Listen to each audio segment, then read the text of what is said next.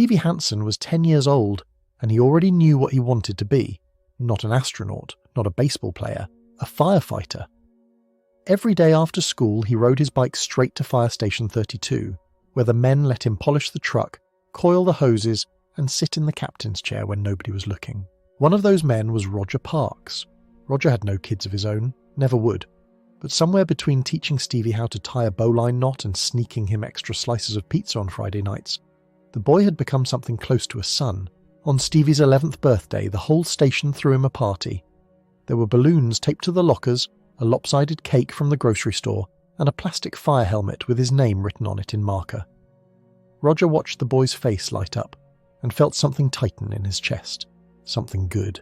When the party wound down, Stevie waved goodbye, climbed on his bike and pedaled toward home. The evening air was cool, streetlights flickered on one by one. It was the kind of night where nothing bad is supposed to happen. But 3 blocks from the station, Stevie smelled smoke. He slowed. Then he saw it. A house on Maple Street, flames crawling up the side like living things, orange light pulsing behind the windows. He could hear someone screaming inside. Stevie dropped his bike on the sidewalk. He didn't think, he just ran. Straight through the front door into the heat and the black smoke that swallowed everything. A few minutes later, Stevie burst back through the doors of Firestation 32, face streaked with soot, eyes wide and wild. He grabbed Roger by the sleeve and pulled. "There's a fire," he said. "Maple Street. People are trapped. You have to come now." Roger didn't hesitate. He grabbed his gear and the two of them ran. When they reached the house, the flames had grown. Roger hooked up a hose from the nearest hydrant and handed the nozzle to Stevie. "Hold it steady," he said, "just like I taught you." Stevie braced himself and aimed the water at the base of the flames. Side by side, they fought the fire, the boy and the man, until the rest of the crew from Firestation 32 arrived with the engine, sirens cutting through the night. Together, they beat it back. The family inside, a mother and 2 small children, were pulled from a back bedroom, coughing but alive. Every single one of them saved. Roger knelt beside Stevie and put a hand on his shoulder. "You did it, kid," he said. "You're a real firefighter, a hero." Stevie smiled. The kind of smile that makes you believe everything is going to be okay.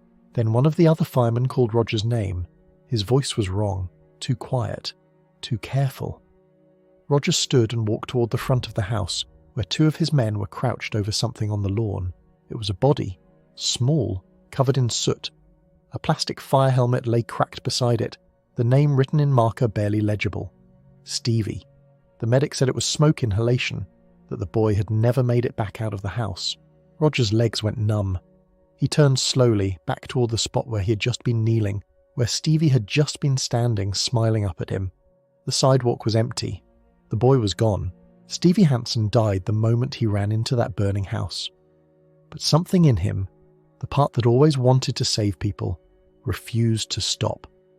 His spirit ran back to the station, pulled Roger into the night and stood beside him with a fire hose until every last person in that house was safe. They found Stevie's bike on the sidewalk the next morning, right where he had dropped it. The front wheel was still spinning,